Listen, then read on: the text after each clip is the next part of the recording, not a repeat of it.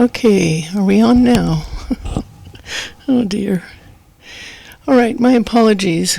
Great apologies. This is your host, Becky Steinbrunner. We have missed our opportunity, unfortunately, to check in with Assemblymember Addis. The screen was left here in a completely different state than what I am used to seeing. And my apologies. It took me a while to find out for myself how to fix it all and get on the air. So my great apologies to Assemblymember Dawn Addis. We'll have her on for a longer amount of time in the near future. And my apologies to you, the listeners, for the long delay there. My brain goes out the window when I get scared and things are not working. So my apologies. You've tuned into Community Matters here. This is Becky Steinbrunner.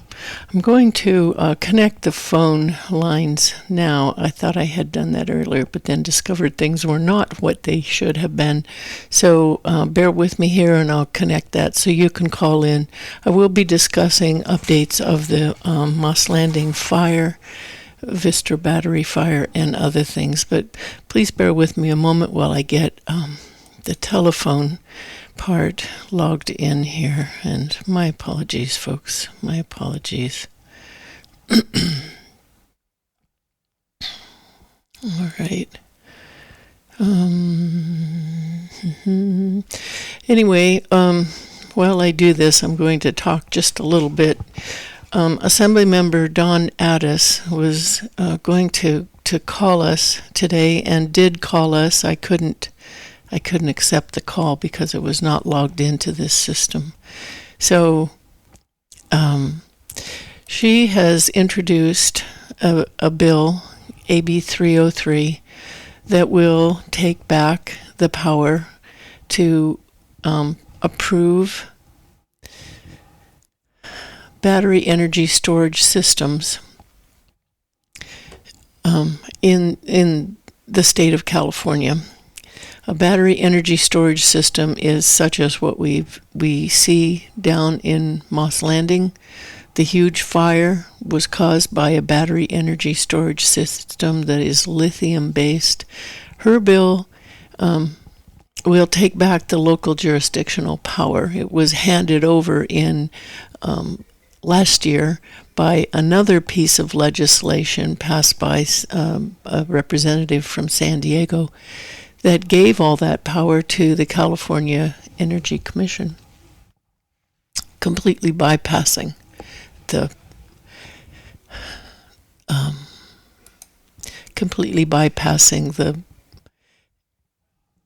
local jurisdiction.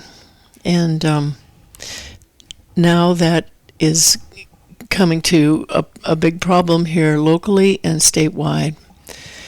I have a caller here. It's Philip from About the Moss Landing Fire. Let me see if I can get you on, Philip. Hello, can you hear me? Hello? All right, looks like we lost. Hello, Philip? All right, let's try Bill. Bill, do you want to go ahead? Oh boy.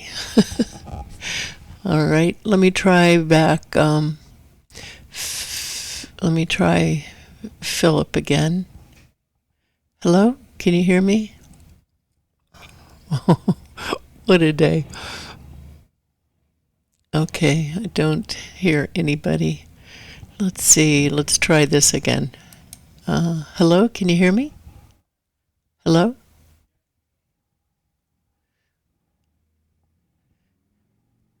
All right. I'm going to try to continue fiddling with this. I see a number of calls. I'm trying to connect with them, and they're not connecting. So let's hope for the best, because our second hour will be a call-in guest, Mr. Ilea Buliach, and he will be talking about a different issue. Let's see if we've got Philip now. Hello, Philip, can you hear me? Hello? This is not going well. I'm so sorry, folks. All right, I'm going to continue to try this. And AB 303 this is the piece of legislation introduced by Assemblymember Addis. She's in the 30th District. That includes all of the area of Moss Landing down. It actually goes from the middle of Santa Cruz County. So if you're in Aptos, she is your assembly representative.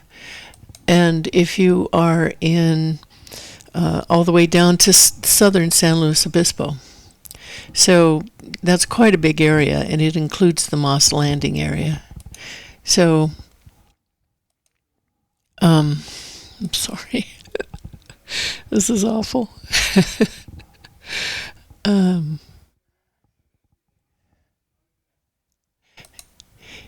So Assemblymember Addis has done a good job getting active in proposing new legislation that will take back the local power to approve these battery storage facilities. Now hang on, because I think you may have some sound here as I'm trying to connect the telephone again. And it's just coming up with a different screen yet again. All right, well, here we are. So the people are asking for information. The people are demanding that our leaders take action. And it is very concerning to me to have these leaders not necessarily taking action, with the exception of Assemblymember Addis. She has proposed the AB 303 that, as I said, would take back local power. The bill would require the California Energy Commission to deny applications for a battery energy storage system that are pending as of the effective date of this bill. And the effective date of this bill is immediate upon approval.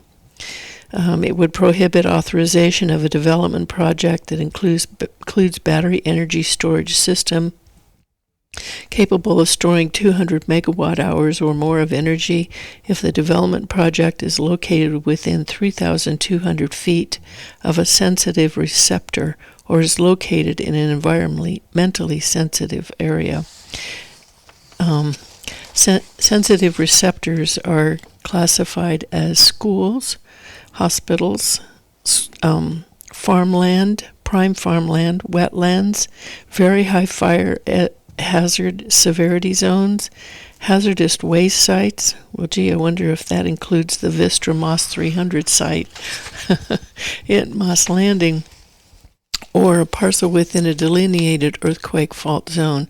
This fits farmland and an earthquake zone and a sensitive environmental area all fit the definition of where Santa Cruz County supervisors, in my opinion, led by 4th District County Supervisor Felipe Hernandez, to put one of these battery storage facilities in on 90 Minto Road in Watsonville off of Green Valley Road. That is a travesty, and yet it is moving quickly through the permitting process, and the county supervisors are silent. There have been no town hall meetings. There was one presentation to the Board of Supervisors on January 28th. The people packed the room. The people asked for answers to the questions, and the supervisors have been silent. And again, much to my dismay, next Tuesday's February 25th Santa Cruz County Board of Supervisors agenda has nothing about the Vistra fire and the implications of it, this county's response to it, nothing. And that, people, we've got to speak up against. So if you can, next Tuesday, please, the board meets at 9 a.m. in the County Supervisor Chambers on the 5th floor at 701 Ocean Street. You can look up their agenda, you can participate remotely, but be there. And demand that they hold, this should be on every single Board of Supervisor agenda. Every single agenda. This is a huge disaster that just flared up yet again in our community with the Moss 300 battery fire. So let me see if I can get phones up and running again here. And I want to let you know that there are people taking action. And there is a Facebook group that is forming. Miss Nina Adino has launched a Facebook group called Stop Lithium BESS. That stands for Battery Energy Storage System in Santa Cruz County. That group is asking for a moratorium on lithium battery energy storage systems in Santa Cruz County. There is another group that is starting up, a grassroots group also meeting, and they are also asking to stop lithium battery energy storage installations. And they are asking people to contact your county supervisor. And here's a website. You can also get more information. It's called Elkhorn Strong. Elkhorn Strong. That's all one word, elkhornstrong.com. You can get information there about other people working in the Moss Landing area. The group starting up in Santa Cruz County is going to be at the county supervisor meeting Tuesday, February 25th at 9 a.m. Join us there. And we're looking right now for a larger site. We've been meeting in the Porter Memorial Library. There'll be a meeting there Monday, this coming Monday at 6 o'clock in the Porter Memorial Library. If you want to attend that, you're welcome to. But we're thinking we're going to need a bigger venue. So the Porter Memorial Library is in SoCal Village. It's you have to enter from the parking lot entrance by Sir Froggy's Pub and what used to be the Bagelry. There's a parking lot there. Just make your way to the back. Keep following signs that say parking for the Porter Memorial Library, and the entrance is from the back. So that's a meeting next Monday. This coming Monday, 6 o'clock, Porter Memorial Library. And that's a grassroots group to stop lithium battery energy storage installations in Santa Cruz County. What we're asking for is that the supervisors pass immediately an urgency ordinance, just as what other counties and cities in the state have done.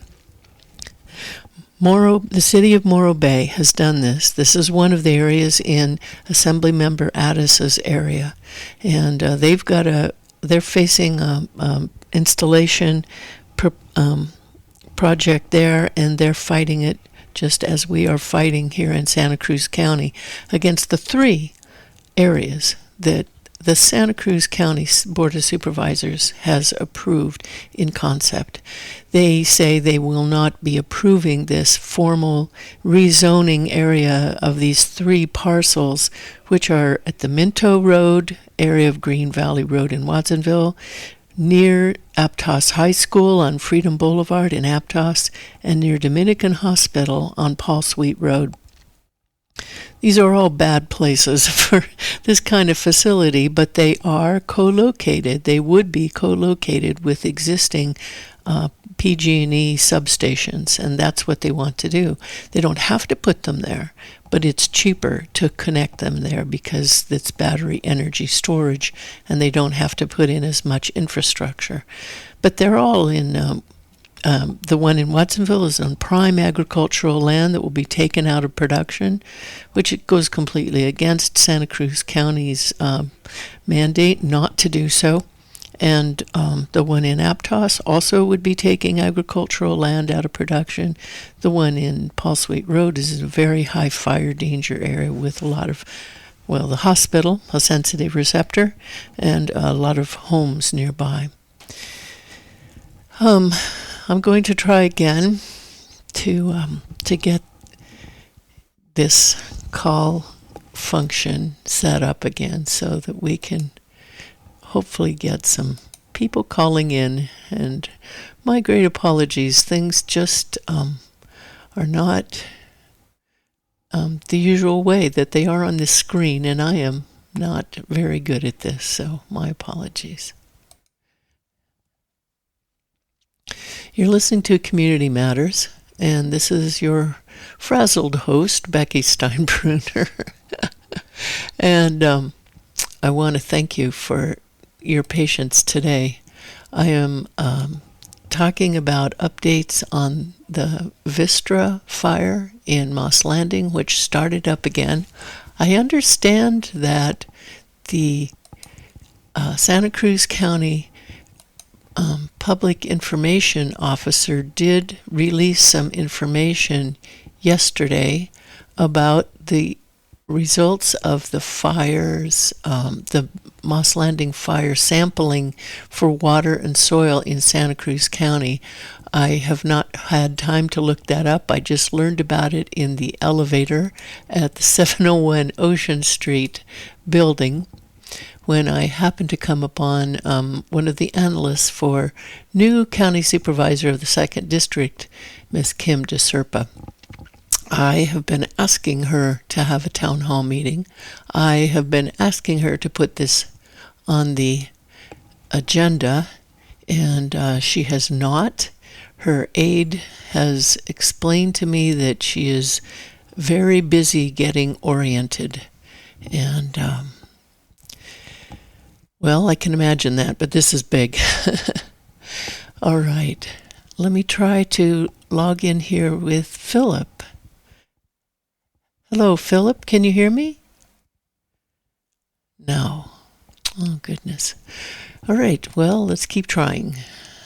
Ready to connect. Click connect to show now. Well, that sounds positive, doesn't it? Connect to show. You are connected as the host. Welcome, host. You are now in the host room and can manage your callers from the call-in studio web interface. Audio recording is on. Dual channel. Well, that sounds promising. Hi. Hello? Hi, Becky. Can you hear me? Philip. Hello. I am having such a bad day here, but thank you. You have just cheered me up to hear your voice. Please go ahead. Introduce yourself, and please tell us what you feel today. Sure, no problem. Hi, my name is Phillip Carranco. I'm a local resident of Santa Cruz County. Also have, we're close to the Moss Landing power plant. I have a background in government regulations and very concerned with what our local government has not been doing. Yeah. Completely understand their situation that they're in. There's no point of pointing fingers, pointing blame on anybody of what has happened in the past. That's not going to resolve the issue. Mm-hmm. We have to kind of look forward of what's coming down the pipeline. As you indicated earlier, these plants are basically popping up everywhere, and they're coming closer and closer, to our hometown. Mentioned the one in Watsonville, trying to fast track these type of developments is not with really not getting the right information. I'm very disappointed with our supervisors in the Watsonville area, knowing what has happened in Moss Landing and will continue to happen. As you mentioned, they came back on fire. There was nothing done to even mitigate it. I mean, they were telling us that they were concerned about that when the weather was being forecasted, but yet nothing was done. And that's what's disappointing, is that we are just sitting here waiting, and our victims to this on and off fire. I mean, I believe last time I called in, you had a gentleman who discussed about sheltering in place, and that you were only allowed to be in your home X amount of hours due to it was a regulation due to cycling of air. But that's the first thing they tell people to is shelter in place. Yeah. So it's just disheartening to hear, that our local government is not doing anything about it. We have discussed many times regarding starting an advisory committee of local experts in the field. On the news, they're talking about not having a toxicologist. I have a colleague that is a renowned toxicologist who has worked for government agencies and is very on board to help out where needed to really mitigate these issues. He's very passionate with respect to the environment, to people's health. I mean, he's pushing on the whole PFAS things that are going on. So it just gets disheartening. They mentioned that they had created an ad hoc committee of 2 of already board elected members. So basically, they're just taking 2 people from the board that, again, didn't do a good job to begin with. Again, not pointing fingers, but they don't have the knowledge. They don't have the expertise. They don't have, they're just not having the open mind to just kind of listen to people and just say, hey, you know what? Let's open up this committee, see what happens. You're not asking them to, do anything outside the norm. Again, the AP 303 is kind of pushing towards that realm of putting the authority back on local government, which is a great first step. Mm-hmm. But does our local government have the knowledge, have the expertise to really put guidance in place for these manufacturers to come in and do what's right?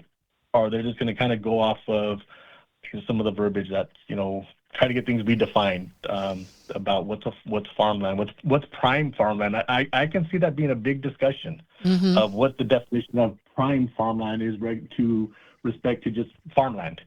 So there's verbiage in there that will be questioned just for the fact of how it's written. Yeah. What constitutes a wetland? That's always been in our definition for years, even in the Central Valley. So it's kind of like words like that worry me, because those are the key words that lawyers get involved with and are the ones who make the argument to say, well, that's not prime farmland. Well, not to you, but to that farmer, that's prime farmland. Yes. And that's, their income to support their families, to support the local economy. So it's kind of, it's worrisome. And, what's going on in Moss Landing, really would like to see the fire chief really do a lot more to just push it hard on Vistra to really do things. And they know what to do. Vistra just doesn't want to put any effort into handling this issue. It's not their first fire that they've ever had in their facilities anywhere in the world. So, and this is not something brand new that no one has seen before with lithium battery fires. It's just that they know there's a problem. I mean, I think in the news recently, they said they knew this might happen because batteries are connected. It's like, well, why didn't you disconnect them? If you guys knew this was going to happen, why didn't you do anything about it? Just kind of like, oh, now we just got to let it burn again. So it becomes very disheartening that, the local government isn't really doing what they should do, and really just hammering them every single day, being in the news every single day, just doing something. It's a community that's reaching out for them to provide their voice stronger as it goes up in legislation. That's what they're for. The supervisors are the voice of the community to go up higher. We can only go so far. I mean, we elect them for a reason, to support what we believe in and what we want, and expect them to do that job. And reach out for help. I know Supervisor Church did some stuff initially, but it's kind of like, did you get blocked? We're stopping or waiting? We're waiting for the new bill to come out, but that's not going to help what's going on right now. No. And other jurisdictions, like I mentioned, the city of Morro Bay, they're taking direct action right now. They're putting a moratorium on these facilities until they can figure out what exactly they want. And that has to happen here. Have you had any success? Well, first of all, did you get any notice? What notice did you get this past week when the fire started again? I honestly did. I think I got a notice on the phone that kind of mentioned it, but it wasn't really anything. It was more, actually, honestly, I found out more with social media than actually getting an advisory or something coming on your phone. If you don't subscribe to specific areas or those alerts, then you're not going to know. Well, everybody does subscribe to those alerts. Right. So it's kind of, where do you get the right information? So the news kind of did a little bit of it, but I think it depends on your community where you're at. So if you're a resident of Monterey, you probably got the notification. If you're residents even on a different county, but you're within a distance, you don't get the notification. That's what's. It doesn't make any sense. Like, it doesn't cost anything for them to advertise or to send out an alert. I mean, it's like an Amber Alert. It goes everywhere. It's something that happens. I think everybody got notifications when we had a potential tsunami episode. I think a month ago when they had the earthquake off the coast, and it just sends everybody. Everybody at my office was looking at their phones of what's going on. Yeah. There's ways for communication so that people are aware of what's going on. Yes. And they just have to utilize the emergency services. And that's something that should already happen. But you're right. Like the more way, it's like, why can't we follow them? That's exactly what we should be doing in Watsonville. Put a halt on it. There's nothing wrong with stopping it. It's not benefiting the community.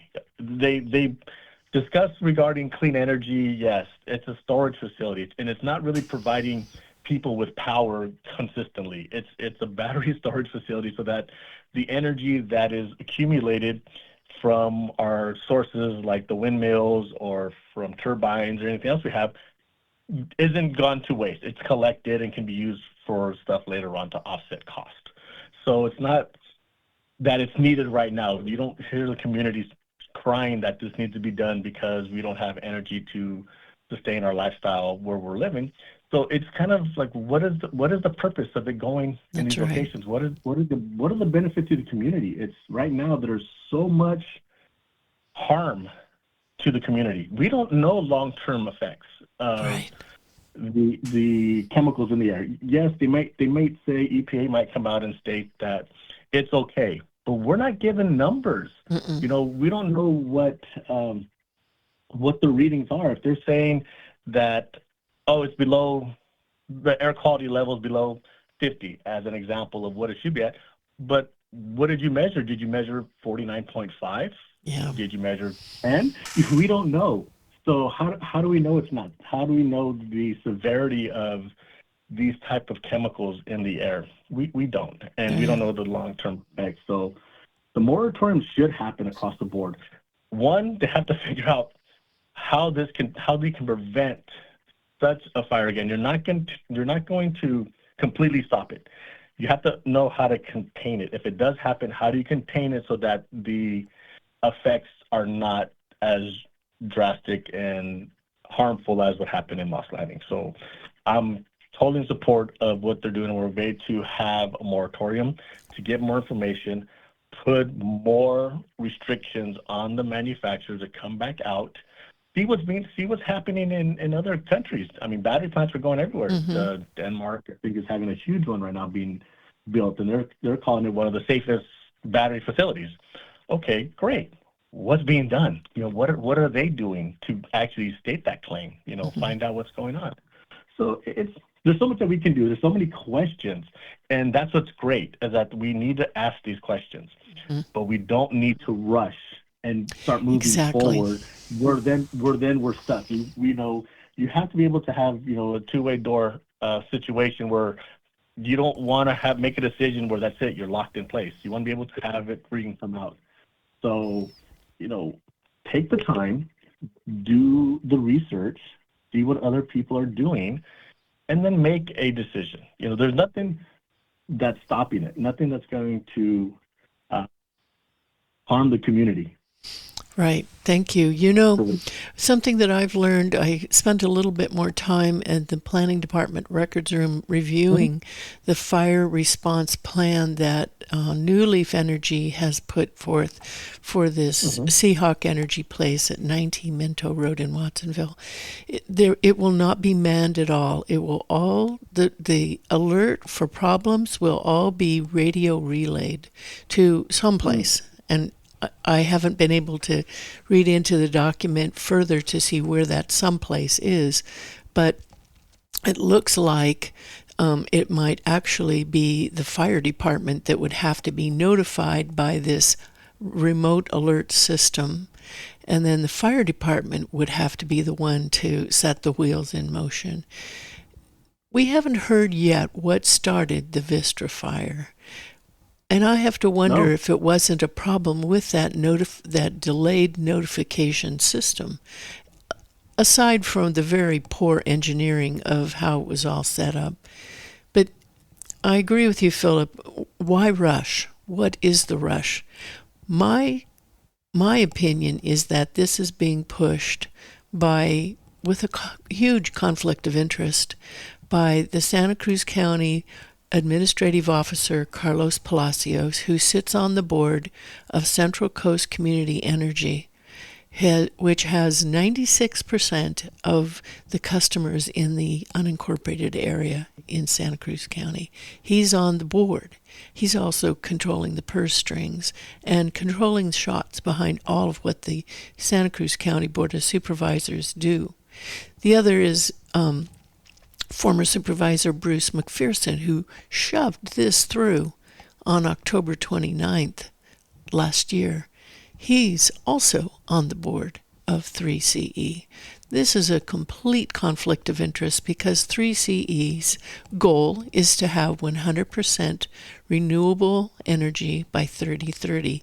They need battery energy storage systems to meet their goal. And this is being shoved through.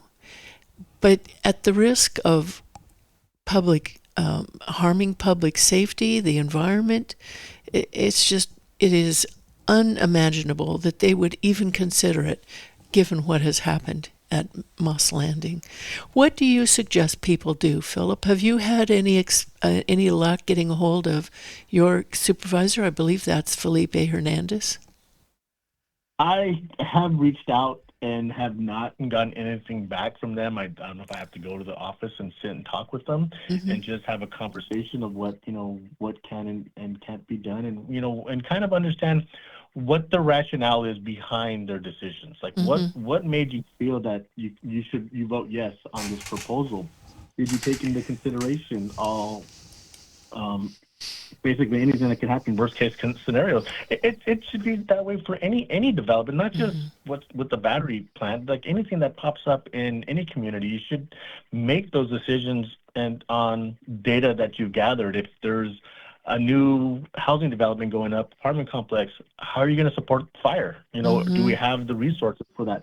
This is even more critical because, as you mentioned, and what sounds about right, that they're going to rely on the local fire department.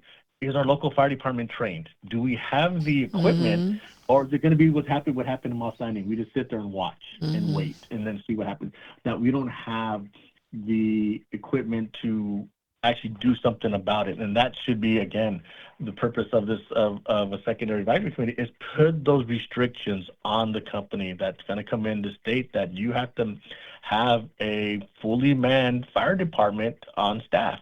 And if they don't want to have it done in the facility and want to utilize our local department, then you need to equip them with personnel, with the right equipment. Because if they call and there's a fire there, that takes away from the community that's already short-staffed to begin with. So now all our resources are to one location that put no money into to help the community to do anything, and has an emergency. And we already seen what happened in Moss Landing. It's not one fire engine that's going to be there that's going to take care of that situation. If that happened in Watsonville, basically all the services that in Watsonville will be that one facility, which leaves the community basically not having any resources available for emergencies, for if someone gets hurt or someone has a house fire. So it's things like that bother me. Of, did we really take a look at what impact we really has on the community? I mean, when you do an environmental impact report, is the community part of that environmental impact, or is it just the land? Yeah. So those are things that now that we should be taking a look at from the experience that has happened in Moss Landing. Moss Landing is what we don't want to happen. Absolutely. Again. Philip, we've got another caller. Do you want to, can I Sure. bring her in, please? Absolutely. Hello, Yes, thank absolutely. you. Hello, Colleen. Hi. Hi. Hi, Becky. I was just popping in to listen. Appreciate Well, the opportunity. thank you. What are your thoughts about the Moss Landing fire and the possibility of having such facilities in our county? I feel it's very disappointing. Yeah. I feel it's devastating. Yeah. And are you able to join the Santa Cruz County Board of Supervisors meeting next Tuesday morning? They meet at 9 o'clock. You can phone in. Are you able to call in or go to the government center and tell them what you think? So I would be 9 a.m. and I can phone in? Yes, you can. Yes, you can. The instructions are on the Santa Cruz County Board of Supervisors webpage, and you can join it either by phone or by, I think it's like a Zoom meeting, and you can comment. It's right at the beginning. So our opportunity, everyone, our opportunity is right at the beginning of the Santa Cruz County Board of Supervisor meeting next Tuesday. They start their meeting at 9 a.m. They have a few procedural things they do, but item number 5, right at the beginning, is public comment on anything not on the agenda. Or if you can't stay and there's something on the agenda, you can comment on it then. But sadly, the supervisors have not placed this on their agenda for public discussion and staff reports and things like that. So your opportunity would be right at the beginning, and you get 2 minutes. You can say a lot in 2 minutes. So I hope you will. Yeah, that sounds really great. And spread the word. What day is it next Tuesday? Sorry? 25th? 25th. So that's the 25th? Yes, Okay. the 25th at 9 a.m. And usually their procedural things only take about 5 minutes or so. And then they open it up. They take public comment from those who are in the room first, and then they take it from those who are calling in. And you get 2 minutes. And please do, and ask your friends to call in as well. They need to hear from us, and ask that we let them know we want a moratorium on the lithium battery storage facilities, and they need to do that right now as an urgency ordinance, just like Morro Bay City Council has done, or yes, Morro Bay, the County of Solano, the County of Orange, other counties are taking this action, and Santa Cruz County needs to do that too immediately. Okay? So it's a what is the verbiage we should be It's using? called an urgency ordinance, and that's it requires that they put this on their agenda. They talk about it. They present it to the people. The board looks at it and they approve it, and it needs to be effective immediately. And so we're asking for an urgency ordinance and a moratorium. Moratorium means just stop. Stop rushing this through.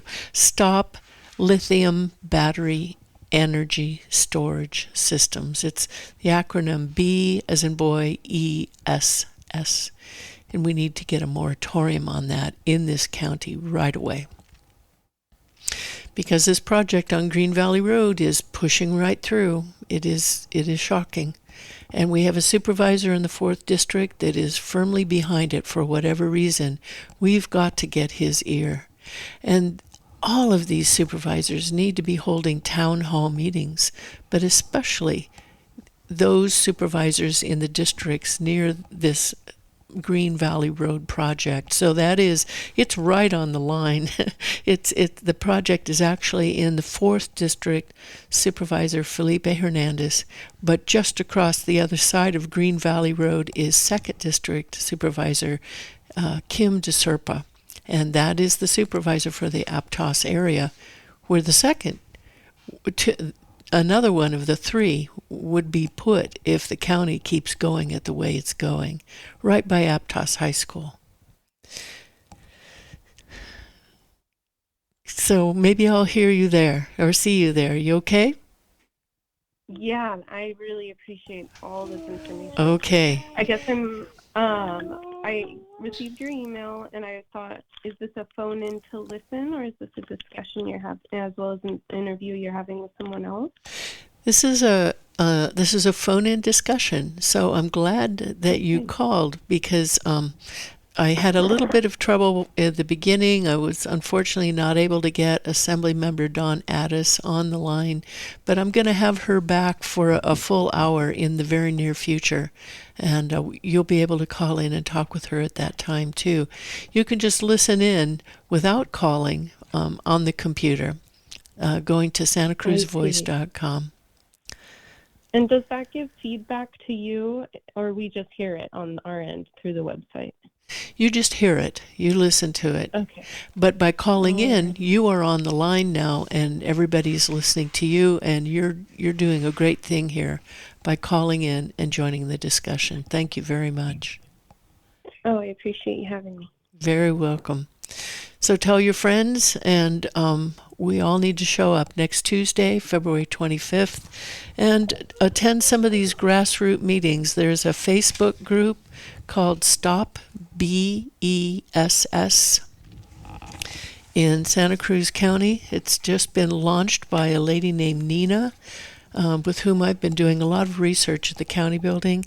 And Monday night, 6 o'clock at Porter Memorial Library in Soquel Village, we'll have a group meeting there, and anybody's welcome. It's a cozy spot. We'll be looking for a bigger place. We're going to launch these 2 large grassroots efforts, and we're going to stop this with good people like you helping us. So we're coming up on the end of the first hour. We're going to have another guest join us. Thank you so much. Stay tuned.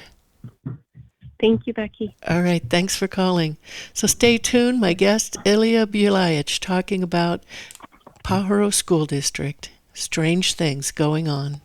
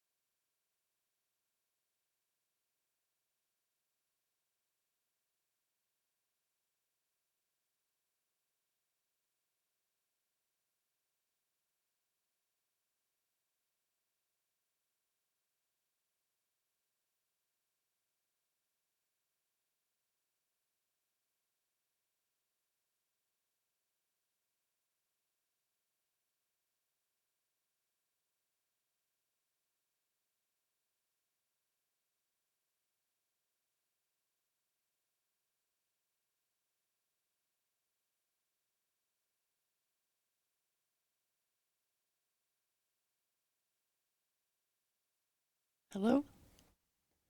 Ilea Buliach here. Hi, Ilea. Oh, it's good to hear you. I'm glad this is working. I've had a lot of trouble with the technology here today, so I'm glad we're connected. Let's keep our fingers crossed then. Yes, indeed.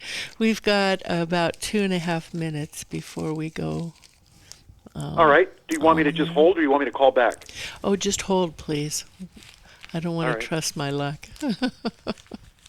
Because if you lose me, you might not get me back. Is that what it is? That's what I worry. I worry.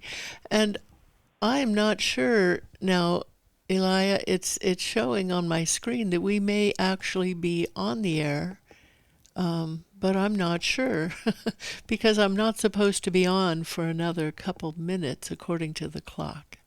So, I'm hearing your voice on the streaming. oh, all right. Well, then we are on the air. All right. Well, let's just go then. Things are a little bit muddled here today. Welcome to Community Matters. I think we're on the air. And this is Becky Steinbrunner, your host, having a very interesting day. I want to thank those of you who are listening for your patience with me today. I'm a little frazzled due to the technology difficulty I had at the beginning. And even though it says that it's 3:04 and we should be having news, we are on the air. So let's take advantage of this good time. I have on the line here with me Mr. Ilea Buliach. He is a longtime resident of Watsonville and an activist extraordinaire. I am honored to have you here with us today. Ilea, would you please introduce yourself? Thank you for that intro. So my name's Ilea Buliach. I'm a longtime resident of Watsonville in the West Side area, and on many occasions I've participated and attended a number of public governing body meetings, such as County Board of Supervisors, LAFCO, Planning Commission meetings, and City Council meetings. And in the process, I've encountered you, Becky Steinbrunner, many times and observed you in action. And through that procedure, I was invited to attend this session here and offer some unique insights that I have on a topic that's currently raging in the public consciousness. Mm-hmm. Thank you. I'm really glad you're here. Today, Ilea is going to tell us about what's happening. It's been in the news a bit with, is it Ceiba? Ceiba, College Preparatory Academy in Watsonville, the Pajaro Valley Unified School District trustees, and the City of Watsonville. A very interesting and rather shady thing, I think, a controversial thing, wherein on Santa Cruz Lookout recently, there was an article that at the last Pajaro Valley Unified Trustee Board meeting, the students and teachers of Renaissance High, which is an small alternative high school on San Andreas Road, were protesting being kicked out of their wonderful facility there that suits them very well to make room for Ceiba, a 500-student charter school. Now, Ilea, you've got some amazing information. I want to turn it over to you, and thank you again for being here and for your good work. All right. Thank you for the invite. So properly, what I have structured is I'm going to be discussing Ceiba Charter School, the Renaissance Continuation School, and the controversy involved there.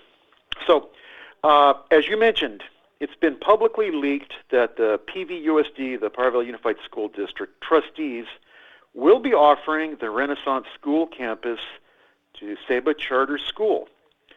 That would displace the Renaissance school community. That's resulted in a lot of public dissent and opposition by entities in the PVUSD.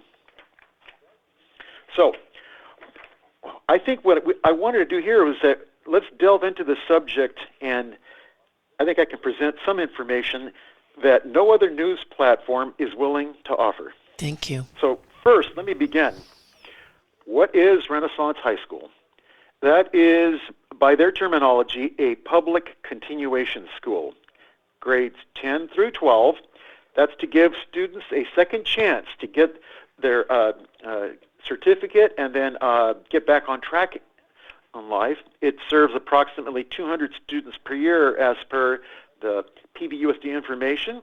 It's at a somewhat remote location in a rural area on San Andreas Road. From what I can gather, there are 17 teachers and 13 other staff on 10 acres of land. All right. Why this school? Why is PVUSD considering displacing the Renaissance community? To answer that, bear with me. We need to examine the Ceiba Charter School. All right, what's Ceiba? Ceiba is an independent charter school. As such, Ceiba is funded by public education dollars from the PVUSD. This means that parents pay no tuition, yet the school is empowered to utilize their own teaching methods and management techniques, fairly much independent of control by the school district. A significant number of parents perceive value in the alternative quality of the school's method. Ceiba serves about 520 students, grades 6 through 12, in a remodeled industrial warehouse on 2 acres of land in the heavy industrial zone district on the west side of Watsonville along Highway 129. Ceiba has about 30 teachers and 20 other staff. Ceiba truly is the central issue here. Ceiba received their legal authorization from the School Board of Trustees in 2008 to operate as an independent publicly funded school. They began their operations in commercial buildings on Main Street that were not conforming facilities. As a result, there were serious compatibility issues. In 2013, Watsonville city government officials approved a fraudulent use permit of 10-year lifespan for Ceiba to move into an industrial building, which is at their present site. The use permit was approved by a falsified zoning administration procedure, which removed all of the public safeguards of the Watsonville zoning code. Wow. So, what happened then is that they had a 10-year use permit. The 10-year use permit was reaching its expiration date, and in 2022, Watsonville city government officials guided Ceiba to apply for a zoning amendment to do a spot zoning, to change their zoning for their campus from industrial to a school zoning, and to give them a new use permit. Well, what happened is that culminated in 2023 with the City Council giving him the zoning amendment and the new use permit despite significant neighborhood and stakeholder opposition. I would hope. And so thereafter, an alliance of stakeholders in the neighborhood initiated litigation seeking to set aside the council's zoning amendment and use permit. Thereafter, as 2023 unfolded, the evidence indicates that city government officials began to recognize that they were in a bad situation with the fraudulent entitlements they issued. In November of, leading up to November of 2023, Watsonville city government officials then pressured Ceiba to execute a maneuver that would let the city escape accountability on the zoning issue. They pressured Ceiba to send a communication to the school district requesting that the school district utilize state law, which does allow a school district to remove a property parcel from municipal zoning authority. Wow. And in return, Ceiba was to offer a consideration that consisted of Ceiba would relinquish their state entitled rights to ask and receive for conforming school facilities from the school district. So the school trustees were wrangling with that issue from November of 2023 through all of 2024. It was unclear whether there was really a desirable arrangement for the school district, and then there was a heavily contested election for 3 seats. 3 incumbents were displaced. New school trustees were elected, and then the evidence seems to indicate that now the school trustees are amenable to consider seriously the giving a zoning exemption, take the Ceiba school out of the city's zoning authority and place it under the school district's authority. What does that mean? What would that mean? Well, like you take a look, so that you have all these parcels in the city limits, and when anybody wants to build a house or set up a business, you have to go to the planning department to find out which permits you got to get to do that. When a school district then puts on their agenda for the trustees an item, and they vote on it, that's a zoning exemption, that means that you identify a property and that you vote then to remove that zoning governance authority from the city and place it with the school trustees. And that can be done by the school trustees. That's done by a vote of the school board of trustees during a public meeting on an agenda, properly agendized item. Incredible. Go ahead. So here's the amazing. key thing. Why is it Watsonville city government officials want Ceiba to get the zoning exemption? The reason why is because if the school trustees do it, then Watsonville will no longer have zoning authority over that Ceiba's parcel. And if that's the case, then the litigation seeking to set aside the council's decision is no longer relevant. It becomes moot because the school district now has the authority. So that at that point, what would have to be done is that the neighborhood stakeholders would have to evaluate whether there are legal defects in the school district trying to do a zoning exemption. At this point, it's not clear whether the school district even has the legal authority to grant a zoning exemption for a school that's already operating under the city's zoning authority. The way that the state law is written that governs this issue states that it's only when a school district is considering establishing the educational activities on a parcel that then they could enact a zoning amendment.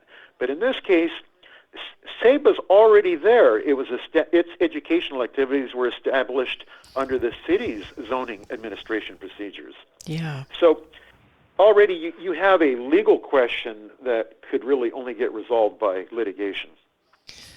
Oh my goodness. Now the important thing is that it's not clear whether the school district has the legal authority to do it, and it's not clear if the school district will grant the zoning exemption. Those items are all typically conducted during closed session agenda items, and so members of the public, including my neighbors here, we really don't know what the political figures are saying there. But we just pick up little rumors, and you look at some of the public documents that just gives a hint as to where things are going. So that brings us now, let's get back to Renaissance. The Ceiba Charter School now, the trial is scheduled for this May, so that's coming up in a couple of months. Ceiba has to make a tough choice. Do they want to stay where they're at, where now they are not going to be shielded by the city government, which has been falsifying their zoning procedures to help Ceiba? Ceiba will now be governed by zoning authority of the school district, which is an entity that, if you've attended any of these public meetings, you find out that one of the big marketing forces that Ceiba uses to recruit students and parents for their school is to talk about how bad that the PVUSD school is, the teachers, the administration, the student body, and the facilities, and how much better Ceiba is. And it's an effective marketing strategy. Ceiba always seems to have waiting lists of parents that are desperate to get their children enrolled in the school. So Ceiba seemed to have found a optimal path for themselves when they hooked up with Watsonville City government to shield them and give them their illicit zoning entitlements. Now, because of the litigation, Ceiba now is being instructed by the city to return back to the fold of the school district in order to help the city evade responding to the lawsuit. Goodness. And as part of their procedure, Ceiba's procedure for optimizing their various contingent avenues, Ceiba has also, as is allowed by state law, submitted a request that was submitted in November of last year for the school district to provide them with a physical educational facility. And the school district is required by state law to respond to Ceiba and offer them certain facilities. Isn't that amazing? Thereafter, that is amazing. I'm it sorry. was all part of the movement of our, the will of the public and the political leaders in this state to introduce like a catalyst of some competition against the established structure of public schools by allowing these competing charter schools to set up. And in order to help them get a foothold, the state law mandates that the school districts have to offer a conforming physical facility to any startup charter school that requests it. And most of these charter schools that start up, they do request physical facilities from the school districts. And what the PVUSD initially did was that when Ceiba requested facilities, the PVUSD didn't put them into a conforming scholastic campus. No. They shoved them onto some old brick buildings on downtown Main Street with zero setback and minuscule parking, no play area, no open space, no drop-off pickup zones. Oh, my goodness. And Ceiba appears to have gathered some legal ammunition from the shortchange that was done on them. And so they gathered legal leverage. And at the same time, when Ceiba was located on Main Street, there is documentation that demonstrates how there were a number of municipal city departments in the city of Watsonville that were demanding something be done because of all of the nuisance spillover that was occurring because of Ceiba being located on a incompatible, non-conforming site. Why do you think the school district chose that spot on Main Street? Did they own it, or was it available? Or? No, they were leasing it from the landlord, and the landlord at that time was the City of Watsonville. I see. The site was located on the corner of Main and Maple Street, the colloquially known as the Porter Building. Okay. So Watsonville City government at that time owned it, and they were leasing it to the school district. The school district then chose to offer that to Ceiba to use for their charter school. Oh, my. But it was a bad fit. Very bad fit. Spilling over onto the recreation center, the library, the front lawn area of City Hall, and it generated opposition from a number of city department heads. So that caused them to go put it in an industrial zone where trucks are zooming by and describe for our listeners what this site is now. What do you mean, like? Well, Ceiba's located kind of in a older neighborhood that has slivers of some single-family homes, but dominated by large industrial operations such as shipping and cooling operations for agricultural products, tire shops, construction contracting, a vinegar factory, fertilizer distribution business, welding shops, truck lots, and an active railway line.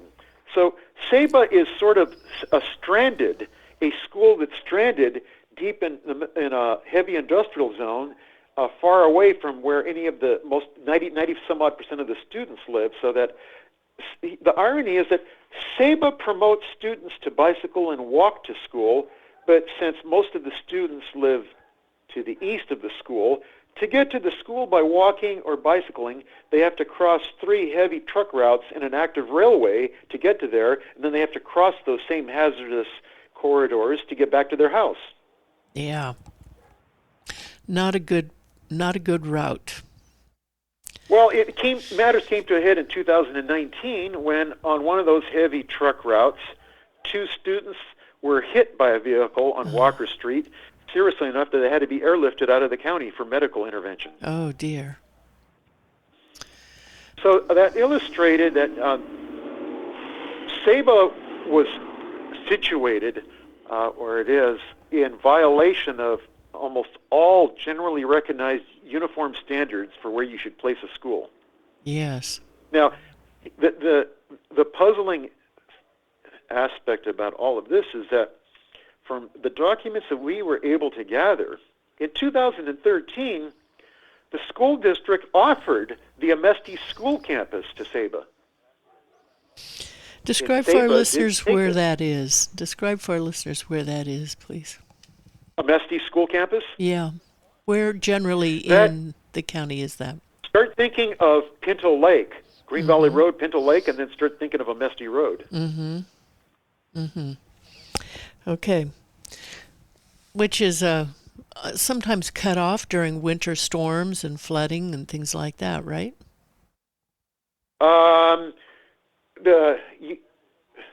Amesti Road has an issue because of a landslide that is apparently unfixable, but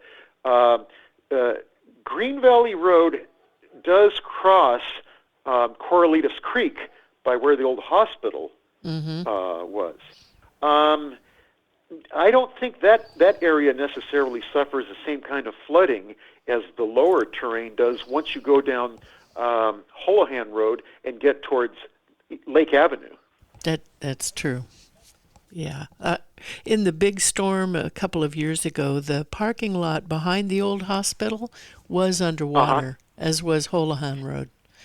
But I think that's correct because the creek runs right alongside there, so that at times when the creek is running high, I mean the New Year's flood of 2023 was that affected College Road and then the retirement villages of Watsonville. Yes. I mean that basically was caused because of the overflow that occurred on Corralitos Creek there along Holohan Road that then just followed the downslope topography of the city and then brought all the water down into the Bridge Street area. Yes.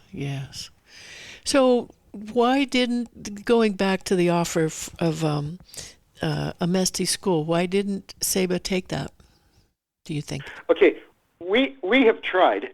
All we get is stonewalling. We haven't been able to get an insider to give us on what was all going on, but this is what I will offer to you as my theory because it's the only thing that makes sense.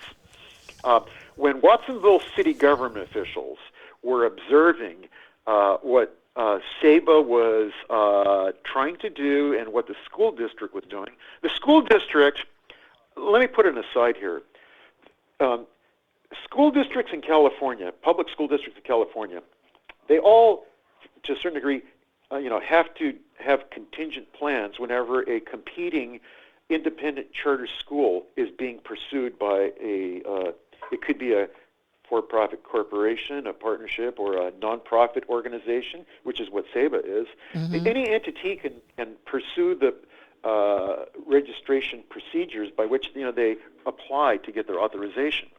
school districts in general don't like competing independent charter schools. If an independent charter school has some gifted, talented architects and leaders, and they come up with a winning formula where they somehow execute magic with their students that get improving test scores, and they eliminate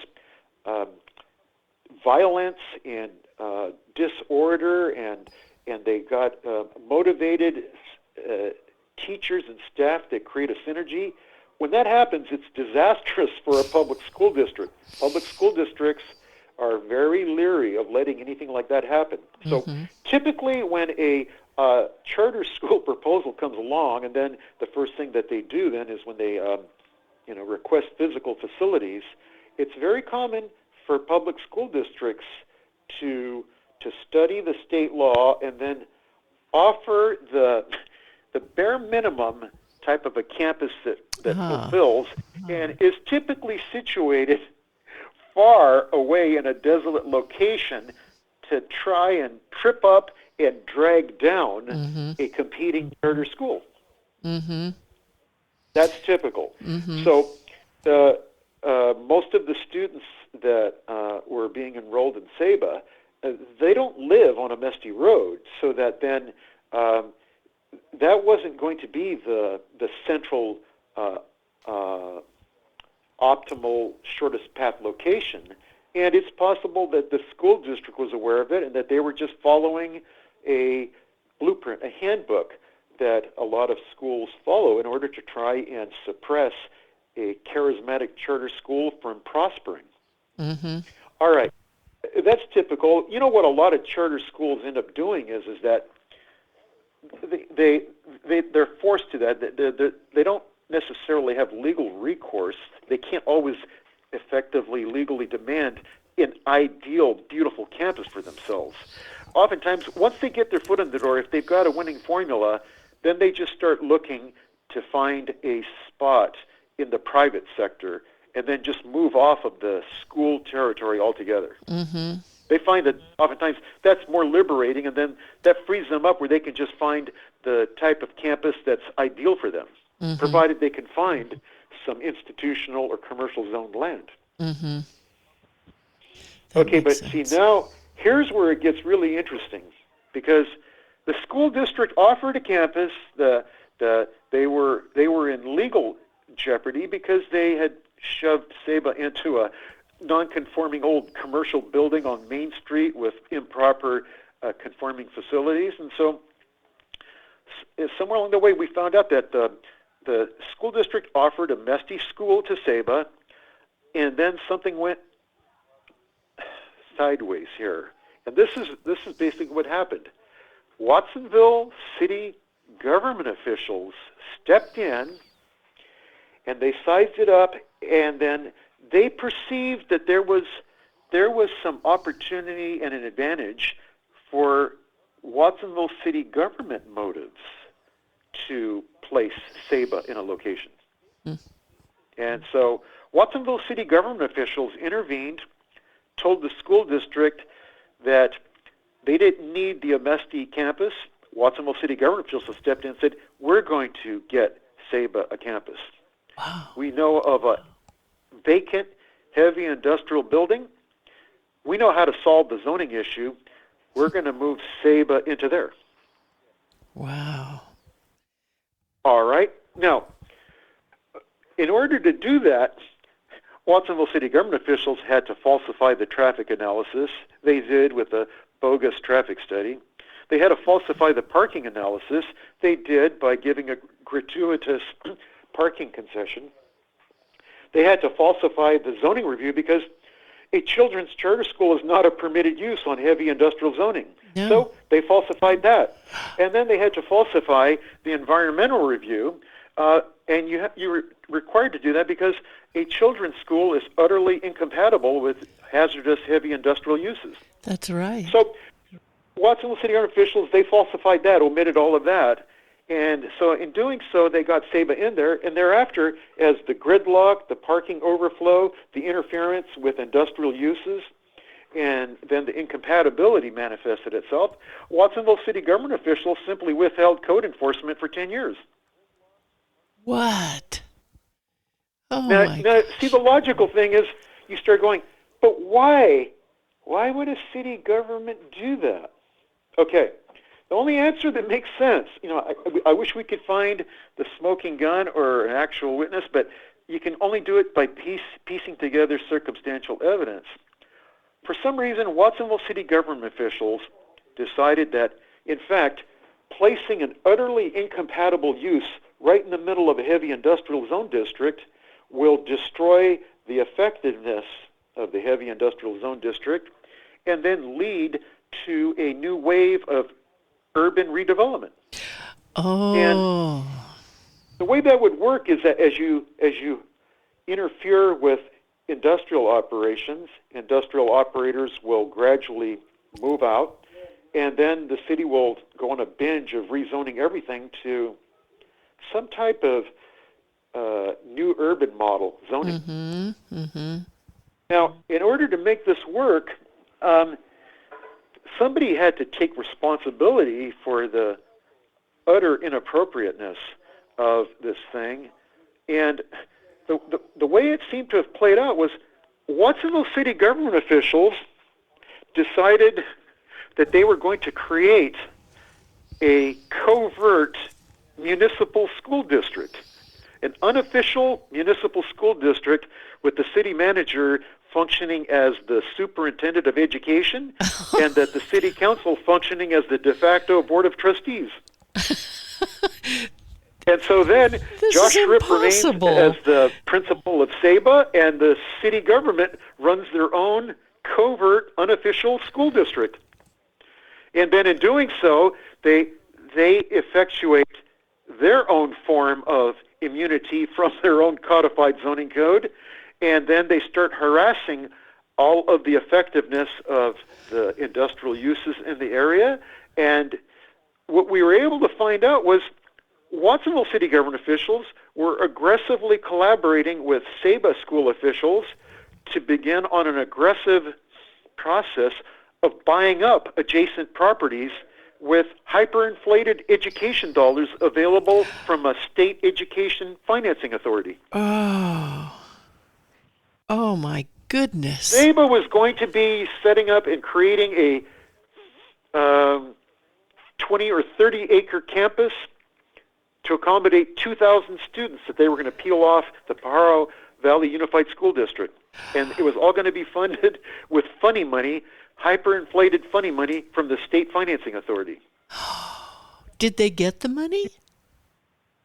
They would have. They were on track. Watsonville was collaborating with Ceiba to do this. But then the lawsuit, the litigation erupted by the Neighborhood Alliance, and then that put a stay and a hold on that whole process. Now, here's one thing that's really remarkable. The evidence indicates that the Pajaro Valley Unified School District superintendent, staff, and trustees in 2013, they were aware of the whole thing, and they just went along with letting Watsonville city government officials make their own covert municipal school district. That's disgusting. They went along with it. And thereafter, some of the things that were remarkable, students getting smashed up on truck routes. Then, right as the neighborhood opposition started mounting for that renewal, to get as the Ceiba was pursuing a zoning amendment, the Watsonville city government officials, from what we've gathered, Watsonville city government officials instructed Ceiba to do something to minimize the severe traffic jams. So they directed Ceiba to start having the parents drop off and pick up their adolescent students on the shoulder of Highway 129. Oh my goodness. With semi-trucks rolling by at 50 miles an hour. Yeah, I travel that road. They go fast. Can you imagine parents dropping off and picking up students on an emergency shoulder of a state highway with semi-trucks rolling by at 50 miles an hour? No. It's like the Neighborhood Alliance retained the services of an experienced registered traffic engineer that reviewed that whole case file. And in his report to the City Council, he commented, "In my entire decades of experience as a registered traffic engineer, I have never seen an instance of a public agency directing parents to be dropping off and picking up students on the shoulder of a highway with high-speed traffic adjacent. I have never seen such a thing." Yeah. And yet, even when we made the presentations to the Santa Cruz County Board of Education trustees, the Par Valley Unified School District trustees, and Watsonville City Council, all of those entities stonewalled on the whole thing, wouldn't even acknowledge that it was happening. You're kidding. Not kid you one not. person. Not one person in any of those elected boards? Not one person. I mean, the vote to give the Ceiba their zoning amendment and their use permit, that was a split vote. There were 3 council members that voted against it. They were Casey Clark and Ari Parker and Vanessa Quiros Carter. They were the ones that voted, but the other 4, they voted for it, and that's what triggered the litigation. Yeah. But we never got the city or anybody to issue a communication or order that we could find to Ceiba to prohibit that activity. Wow. What city authority? Ceiba has Ceiba. After Ceiba got their illicit zoning amendment and use permit, they started sending out alerts to the parents, going, "We don't want you doing that anymore." And what's ironic is the solution was don't drop off and pick up your adolescent kids on the shoulder of a highway with 80,000-pound semi-trucks rolling by. Why don't you just drop off and pick up the students scattered all over the heavy industrial zone businesses in the west side? Oh, So my goodness. that's what a lot of the parents do now. Mm-hmm. They just drop off and pick up the kids in front of a whole bunch of heavy industrial businesses. Oh, my goodness. So you see, go ahead. How can any of this be acceptable? I'll tell you how. I mean, it's part of it. The whole force of the litigation was that what the city did was illegal, and Yes. and it appears that the city has conceded that point, which is why they ordered Ceiba to pursue a zoning exemption from the school district to evade accountability for their illicit behavior. But somewhere along the way, it's the community at large that's missing here. The community at large is indifferent to the fraudulent zoning administration that goes on, the non-responsiveness, the stonewalling that the elected officials do. I mean, and that brings us right back to where we're at with Renaissance, right? Mm-hmm. That so you see now you got a feel for, like, Ceiba is the festering cancer tumor there. The city created their covert municipal school district in order to then create like a redevelopment scheme, urban redevelopment scheme, and then tap into some hyperinflated public education dollars from the state financing authority. And that was going to lead, I mean, we even got input from some of the people that live in some of the smaller houses that are scattered around here, that Ceiba was offering purchase offers, trying to buy up their houses too. Oh, on behalf So of the Ceiba city. clearly had aggressive expansion plans right from the get-go, and that was clearly part of what Watsonville city government officials wanted. Wow. But you see, that's in litigation, and then now, in order to evade accountability, the city has prodded Ceiba to ask for a zoning exemption. The school district is considering that. But now Ceiba is part of, I would call it rational contingent planning. They're going, well, what if that zoning exemption doesn't work and we have to leave the heavy industrial zone? We better utilize our existing state rights and ask for some conforming facilities. We don't have to take it right away, but let's just see what the school district offers. Well, so Ceiba submitted their request in November, and the school district is required to respond next month. All right, and this is what I've gathered. The school district was preparing their response.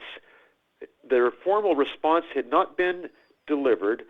Somebody at the Unified School District leaked the intentions of the school board. That went public unofficially, and then the teaching and student community at Renaissance is up in arms over potentially getting displaced. And then they're in the public forum and at the school board meetings, they're asking, why is this happening? Why are you going to kick us out? We don't want to leave here. Right. It's the perfect place for that program. Hello? Why do you? I can't say that I am very much familiar with all of the things that go on with the school district, but for Renaissance, why do you say that San Andreas Road location is the perfect place for it? Well, because it's removed, they've got space, it's quiet. San Andreas Road is a busy road too, but I've been to the campus and it just seems like a more relaxed place for this population. You think that's more suitable for a continuation school? I do. What do you think? What do you think?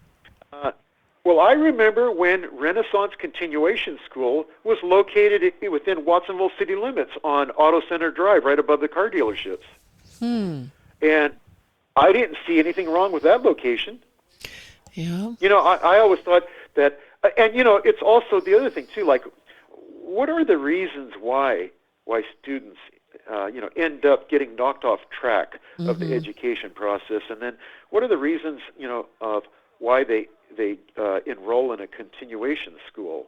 I mean, when I was in school, what I would see oftentimes is some students, they had financially distressed households. They had a domestic instability. Some of them hooked up with gangs. Some of them ended up substance abusers, and so that then they just spun out of the whole process. And then, school is sort of a oasis, a shelter from a cruel, hostile world out there. So when you just spin out of your childhood years in school and you're thrown out in the world where you try to find a job and then pay your bills, after a while, I think for a lot of people, they go like, you know what, I was kind of dumb. I should go ahead and try to get my equivalent diploma. That way then I could try to get something going with my life. So that, I look at the motivations then of people that enroll in continuation school, and you actually see that with the metrics that they have for Renaissance School. I mean, it's primarily male Hispanic students that come from economically disadvantaged households. So, and you have the scourge of street gangs that infest Watsonville, and that's the worst thing. A kid that grows up in a negligent household, and then there's the street gangs close by with easy money, with drug sales, and then the violence, and then you bring that to school, and then pretty soon you find out you're suspended and expelled out of there, and you have to just kick around in life, take some knocks before all of a sudden you go like, I've seen a lot of them. They finally go like, wow, this lifestyle is the pits. I want to get back and get back on track, and so that's the intrinsic value of a continuation school. But I'm not convinced that a remote, rural, serene, pastoral campus like that is necessarily the best arrangement for most of the kids that enroll. I'm not seeing it necessarily, but again, I haven't delved into that all that much. But I will say this: one thing I do know, having attended these public meetings and watching the Ceiba community, I consider the Ceiba charter school really to be a quasi-religious cult. There's some type of a fanaticism that exists in those people, and they truly are driven for a desire for remoteness and separation from the regular pathway. They want to be separate from PVUSD. They want to be separate from that student body, the teachers, the administration, the school method. They want their own thing. They want their own colony. They want it removed. So I basically think that the San Andreas Road location is far more suitable for Ceiba than for the continuation school. But what about, where would the Renaissance High people go?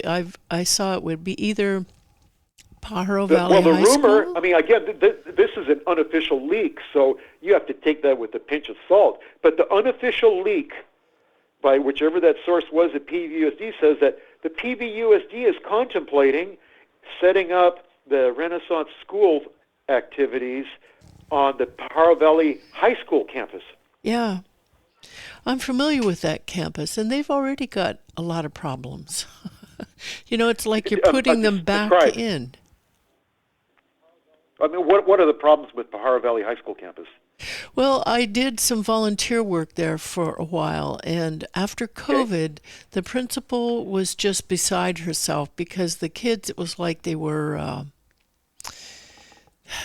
doing bizarre things to film to get attention, and the police and the fire department were having to come on a daily basis because of what was happening. But I mean, is that something that's peculiar to the campus, or is that something that is a byproduct just of the insane goofiness of the way that the whole COVID affair was handled by our system?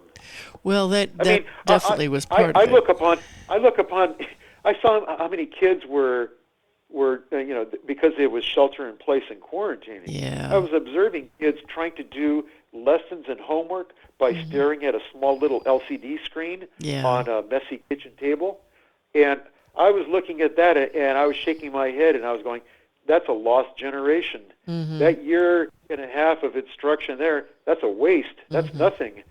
I think when the final word is rendered on that and metrics are assessed, it's going to go, those kids just lost that whole opportunity for education there. Yeah. So that wasn't peculiar to the campus. It was peculiar just to the insanity of how the COVID was handled. Yeah. But anyway, that's my take on it. Well, we've got about 10 minutes here. What do you think is going to be the best outcome of this, and what would you like to see happen to expose the corruptness that has gone on leading up to it? Well, you know what? Here's the thing. What you have here are the PVUSD school superintendents. Typically, they have a PhD. They have support staff, and some of them have PhDs. One of them is now our 2nd District County Supervisor. Go ahead. Just had to put that in there. Does she have a PhD? I don't know. Well, I don't know. Okay, She's. I don't think she does, but at any rate. But Michelle Rodriguez had a PhD. Heather Contreras has one. Marie Scheckman has one. So then you go to Watsonville. So Watsonville, you have registered civil engineers that evaluate traffic proposals. They have certified urban planners that do zoning administration. You have people with advanced college degrees that are your public administrators. You have millions upon millions of dollars of people with education and professional certifications. All of this sophisticated and credentialed staff guided placing a children's school into an utterly incompatible location, a heavy industrial zone, where children's are smashed up, and then the school has now started interfering with people being able to establish businesses. And in response, a neighborhood alliance of stakeholders litigated, requesting that this all be reversed. By the time that you total up the attorney fees for Ceiba, they've got attorneys representing them, the several law firms representing the school district, and the law firms representing Watsonville City Government, and then the law firm representing the Neighborhood Alliance.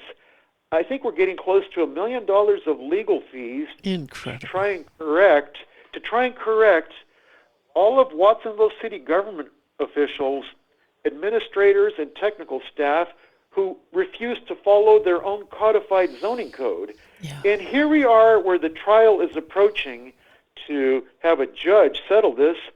Instead of Watsonville City Government officials resolving this, they've pushed Ceiba to get a zoning exemption from the school district so that then the city can immunize themselves from the lawsuit. So that then the violation of the basic principles of a zoning code cannot get rectified. So the whole thing is what did I want to see here? What I wanted to see was that get the issue resolved by the judge that should that school be there, was the proper procedure followed, and if not, implement a proper procedure. Mm-hmm.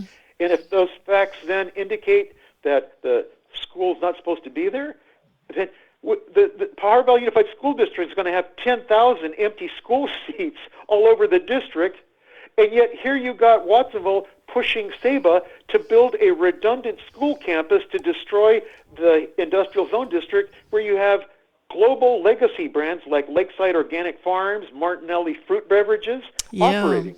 Yeah. I couldn't imagine anything that's more asinine, reverse, backward, and you start wondering, what type of a civic culture is it that produces these kinds of political leaders that do this? Mm-hmm. You know, I'm recalling now as you're talking about these industries there. I went to a Watsonville City. What was it? He was a head of the planning department, and he held this little meeting that was very, very poorly noticed. But I walked in and they looked shocked that somebody actually attended. And they were talking about all these rezoning areas, and they've got this big area out in that neck of the woods called the Gateway Project area. And that's what this is, taking agricultural and industrial area out of production, out of use, to create something, how did they put it, that is more visually pleasing from the freeway and the entrance to the city. Well, they call it that, but really all they really want, what they're angling for is the money. They want car dealerships, motels, and box stores. That's it. That's what their vision for a gateway is. They want to figure out some way to, their motives are becoming more and more apparent. They want to get rid of the industrial operations and then start pursuing things that generate more revenue for the city. And they talked about a big sports arena, something that would be bringing people in for sports and large events. That brings a lot of money to the area. Oh, Ilea, do you know who the judge is for this case? I do. His name is Tim Schmall. Oh, no. Why do you say that? I have experience with that judge on two different things, and it has been very, very unpleasant in both counts. In the latest, what he did, he had 90 days legally to consider something. He took the full 90 days to issue his decision, and by then the clock had run out on any chance of appeal for the people who were trying to fight. It was about a water rate increase, Soquel Creek Water District. He did those people an extreme disservice, and there was no reason he needed to take that full 90 days. I have no respect for him as a judge. I think he's a terrible judge. I'm sorry to hear that he's the judge. That's all right. I don't think that people have a whole lot to pick from in this county. No, but I'll tell you who I think is a pretty good judge is Saida Cogliotti. I mean, I've seen her in action. She's handled some of the cases that I have pro per, and I think she's a much better improvement certainly over Judge Schmall and certainly over Judge Volkman, who was there. Well, the tricky thing is that as per state law, counties are required to designate judges as specialists for land use entitlement cases. Yeah. And so, you look at the whole spectrum of judges that you got in Santa Cruz County, and as per state law, that's narrowed down to just a few of them that are designated as specialists. So Paul Burdick was one of the judges That's right. He was designated. Yeah, and I believe that Judge Cogliotti has taken over that piece since Judge Volkman has retired. So she is the land use specialist, yeah. So she should technically be the one handling this case.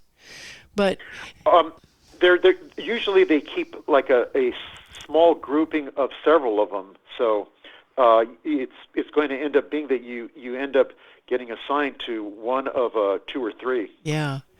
Ilea, we're down to our last minute. What do you want to leave the audience with in 30 seconds? What do you want to say? Let's stitch it right back to the beginning. And it's a testimony to this platform that you're running, okay? And that is that, hey, the news came out about what's going on with Renaissance High, and through your efforts in this platform, I hope that I was able to distribute to everybody the untold background information of why that disruption with the Renaissance community is now unfolding. And that's a testimony then to the value of your platform and your efforts here. Thank you so much. People need to go to the next Pajaro Valley Unified School District Board meeting, right? I would recommend it. I mean, it's not just the Renaissance community. The fact of the matter is that all of these things have a habit of spreading over and affecting a lot of other things. So it behooves people become aware and let your political leaders know, that you're monitoring, you're aware of it, and that share your thoughts. Thank you.